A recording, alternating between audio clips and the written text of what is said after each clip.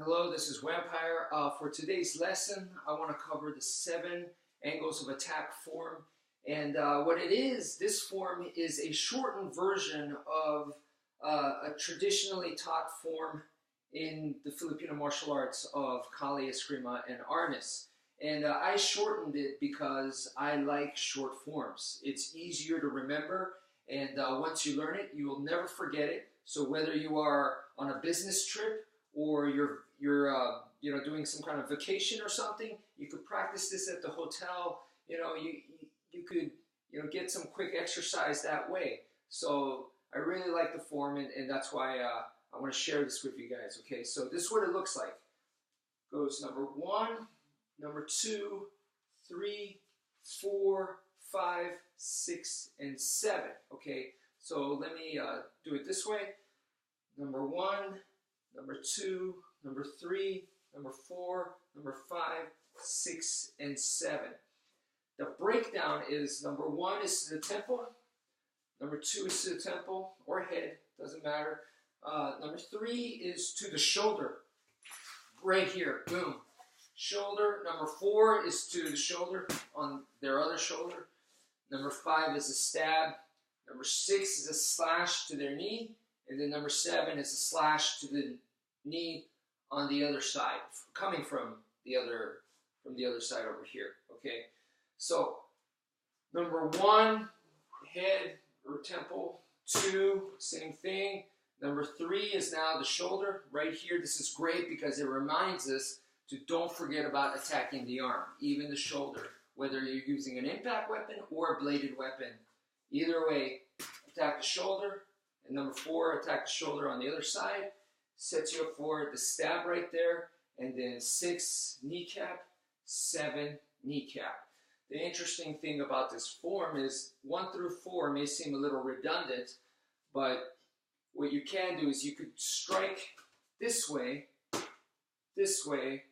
3, and 4. Let me show you guys that. Number 1, 2, 3, 4, and then here's your number 5.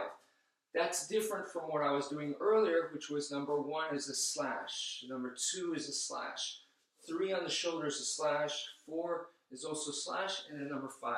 So what I'm doing instead is this, boom, boom, boom, and then bam, here's your stab right there. So doing it differently, I recommend that you practice both. Okay, so once you memorize the form, because that's number 1, memorize these 7 movements. Not too bad. There's only 7 moves, so you can do it. You can memorize it. Then what I recommend is go outside and hopefully not somewhere private, so you don't want to freak people out. Make sure that you are considerate that way. So in a private place, practice on power. Okay, that is important. Power is good to practice because in real life, power commands respect. In a real life altercation, you're probably going to be using power. So power is important, but at the same time, power teaches you the proper form. Okay, so I recommend go about like minimum 60% to about like 80%. You don't have to go 110% swinging, to where you feel you hurt yourself. We definitely don't want that. But above, for a beginner, the difference between a 60% full force and an 80% force, they're not going to know the difference. And that's fine. That's fine. I'm just saying put in enough power that it's more than half. Okay, you should be able to do that. Put in a decent amount of power. So, put in that kind of power. Make sure you're outside so you don't destroy anything in your home, and make sure it's in private so you don't freak anyone out. But that'll teach you the proper body mechanics. So work on power, and then next, number 2, is you want to start getting efficient, okay?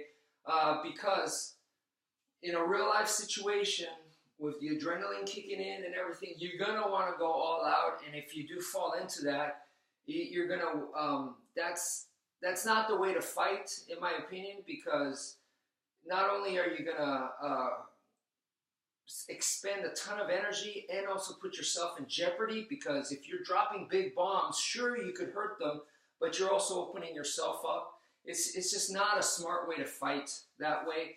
Instead, you want your technique, your skill, and your strategy to take over as much as possible, as difficult as that may be in a real life situation.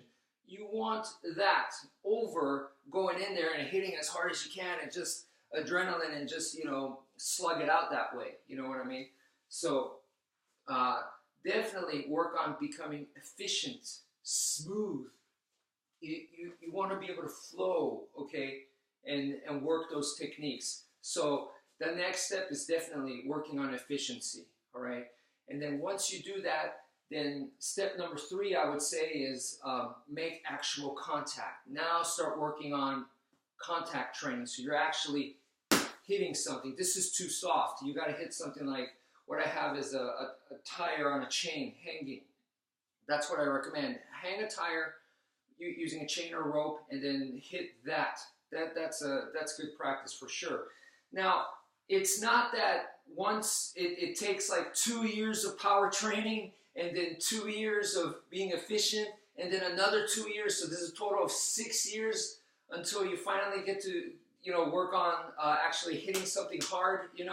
That's not what I mean. It's done a lot shorter than that, but the process repeats itself over and over. So you could do everything that I just said: power training, efficiency training, and then actual contact training. All 3 of those, you could do it like within several months, all right? But you keep doing that. And to this day, I practice all 3 of those over and over again. So I hope that gives you an idea. Thank you for watching, and take care, folks.